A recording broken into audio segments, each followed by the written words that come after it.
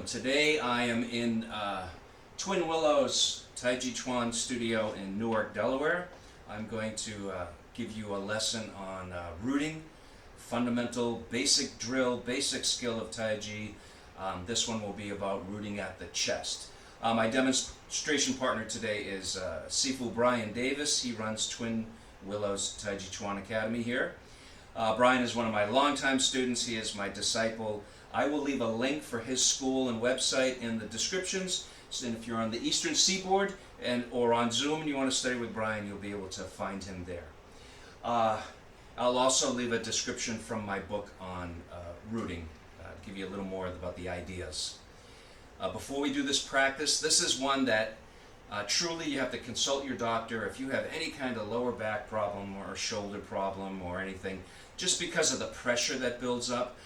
The way I teach it, the way I learned it is very safe, but still, just to err on the side of caution, if you have any kind of disc problem or anything, you really want to consult your doctor or your practitioner. The other thing is if you feel any pain, or if this is a really difficult drill for you, just don't do it. Always err on the side of being safe and being cautious. You could always email me, ask me a question, or you could even send me a clip and show me kind of what it is you're doing, and I could try to troubleshoot it from afar, but it should be okay. Rooting. There is a huge difference between rooting and resisting. Resisting, I try to use my strength or my body weight or my bulk to prevent your push, to try to resist your push from coming into my space. There's a lot of problems with that. If I'm not as strong as you, if I'm not as big as you, for some of us, if I'm not as young as you, resisting is not going to work. Also, when I'm resisting, I'm leaning forward, I'm leaning against you, I'm really relying on you for my balance. So if you decide to do a quick change, you decide to pull back quickly and then push, which is a fundamental Tai-Chi technique called T-Fong. We will cover that in the advanced drills. That usually makes resisting people fall up, fall out, and easy to push. What we mean by rooting is using our structure. We neither go forward nor backward. We use our structure to channel your weight, to channel your push, your energy, through our bones, through our structure, down through our leg, our foot, and into the floor. Master Liang would tell us, sometimes you have to use your root. Later, when we're doing much faster pushing hands and competition, there are many times where the root will be part of your technique.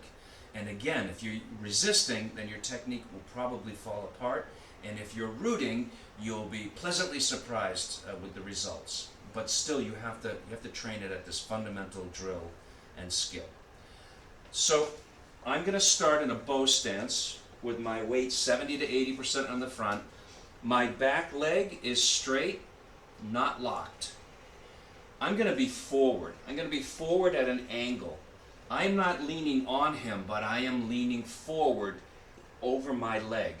All the same principles from the form. I don't want my knee past my toe. I don't want to stick my butt out. I want to do all of those principles. I want to lean forward, and then a key thing is I want to have my arms up like the standing meditation position. This will help, especially when he's pushing my chest. It'll help to channel that past my shoulders, past my lower back, into my hip, leg, and foot. In the beginning, all I want to do is use a little bit of his body weight. So he's going to be in the Wu Ji, standing meditation position, and he is simply going to lean on me. So I'm getting the first feeling of what is that weight like when it's coming through and going down. And you can hear my voice. I'm not holding my breath. I'm not doing a lot of power. I'm just trying to channel that through. What I want to do is I want to get the feeling of gravity and my weight in the front leg and the pressure of his push in my back leg. When he lets off, I shouldn't go forward. If I fall forward or I go forward to meet him, that's resisting. Once I feel comfortable with that, and for beginners, 5 seconds on, 5 seconds off, 10 seconds on, 10 seconds off. You know, we can change legs. You want to make sure you do everything equally and evenly. Then I'm going to have him move back a little bit more, and then he's going to lean. I'm going to feel a lot more of his weight. And again, my weight, my sensation is in my front leg, but what I'm feeling through my structure in my back leg, that pressure, is his body weight. And again, 5 seconds on, 5 seconds off. When he lets go, I need to go down, not forward. If I fall forward, that usually means I'm resisting it. Once I'm starting to feel comfortable with that, and this is going to work your legs out. It's going to work it out in a much different way than the solo form and the willow. Once I'm more comfortable with that, he can now apply a push into my stance. So he's going to get in a bow stance. Back leg is ready to go. What he's going to do is start to push with his back leg and put pressure into my stance. I'm going to feel that increasing. I want to make sure that I don't go forward and I don't go back. And if I start to go backward, he's going to break my root. If I lean forward, the harder he pushes. If he lets go, I'm going to pop out. The hardest thing to do is the more pressure I feel, is the more I relax. I don't want to change my structure. When it's good, it's good. And then I got to discipline myself. So when I feel more pressure, breathe, relax, and you'll be able to channel that push in there. So as it's going on, I'm not holding him back. I'm just simply letting that push travel through. When he lets go, I should stay right there. So I would suggest 5 seconds on, 5 seconds off. I do both legs, then maybe he does both legs. We go back.